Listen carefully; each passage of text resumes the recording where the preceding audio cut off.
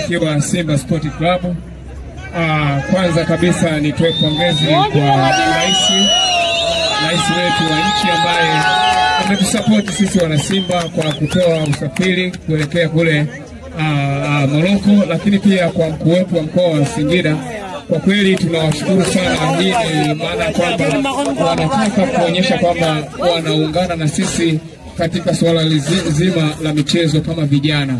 Kwa hiyo sisi tuko hapa vijana wenzangu, tunaangalia mchezo huu tulete amani, lakini pia cha kushauri sana ni kwamba tushangilie mpira kwa amani, tuache ugomvi na vita, ili hata yule ambaye ametuletea hapa aone kwamba na sisi tumeweza kulipokea jambo hili.